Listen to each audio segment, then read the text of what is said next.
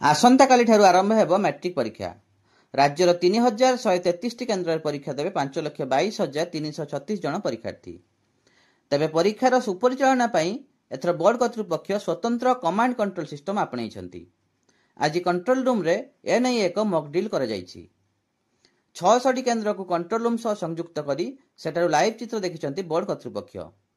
ବୋର୍ଡର ଯୁକ୍ତି ହେଲା, କମାଣ୍ଡ କଣ୍ଟ୍ରୋଲ ସିଷ୍ଟମ ଦ୍ୱାରା ଅନେକ ବେଆଇନ କାର୍ଯ୍ୟକୁ ରୋକାଯାଇପାରିବ ଏବଂ ଆବଶ୍ୟକ ବେଳେ ଏହି ବ୍ୟବସ୍ଥା ଜରିଆରେ ଅନେକ ସମସ୍ୟାର ସମାଧାନ ମଧ୍ୟ କରିହେବ।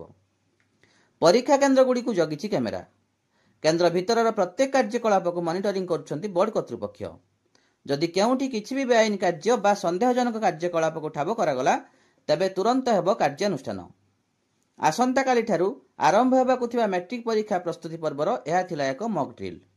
ଆଜି କଟକସ୍ଥିତ ମାଧ୍ୟମିକ ଶିକ୍ଷା ପରିଷଦର ମୁଖ୍ୟାଳୟରେ କିଛି ଏଭଳି ପ୍ରସ୍ତୁତି ଚାଲିଥିଲା।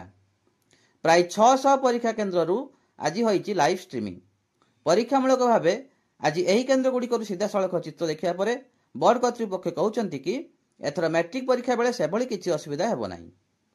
ଚଳିତ ବର୍ଷ 3133ଟି କେନ୍ଦ୍ରରେ ହେବ ମାଟ୍ରିକ ପରୀକ୍ଷା ଏବଂ ପରୀକ୍ଷା ଦେବେ ରାଜ୍ୟର 5,22,336 ଜଣ ପରୀକ୍ଷାର୍ଥୀ। ଗତ 12 ତାରିଖରୁ 314ଟି ନୋଡାଲ ସେଣ୍ଟରକୁ ପ୍ରଶ୍ନପତ୍ର ପଠାଇ ସାରିଛି ବୋର୍ଡ। ନୋଡାଲ ସେଣ୍ଟରଗୁଡ଼ିକ ସହିତ ପ୍ରାୟ 600 ପରୀକ୍ଷା କେନ୍ଦ୍ରକୁ ଏଥର ଜଗି ରହିଛି ସିସିଟିଭି କ୍ୟାମେରା। ଏହା ବ୍ୟତୀତ ପ୍ରଶ୍ନପତ୍ର ଭାଇରାଲ ହେବା ଭଳି ଘଟଣାଗୁଡ଼ିକୁ ରୋକିବା ପାଇଁ ଏଥର ଡାଇନାମିକ୍ QR କୋଡ୍ ଏବଂ ୱାଟରମାର୍କ ବ୍ୟବସ୍ଥା କରାଯାଇଛି ଏବଂ କପି ରଖିବା ଲାଗି 4 ସ୍ତରୀୟ ସ୍କ୍ୱାଡ୍ ବ୍ୟବସ୍ଥା ଗଠନ କରିଛି ବୋର୍ଡ। ପ୍ରତ୍ୟେକ ଜିଲ୍ଲାର ପରୀକ୍ଷା ପରିଚାଳନା ପାଇଁ ଅତିରିକ୍ତ ଜିଲ୍ଲାପାଳମାନେ ନୋଡାଲ ଅଫିସର ଭାବେ ଦାୟିତ୍ୱ ତୁଲାଇବେ ଏବଂ ଜଣେ ଜଣେ DSP ପାହ୍ୟାର ପୋଲିସ ଅଧିକାରୀ ଏଥର ସମସ୍ତ ଘଟଣାବଳୀ ଉପରେ ନଜର ରଖିବେ।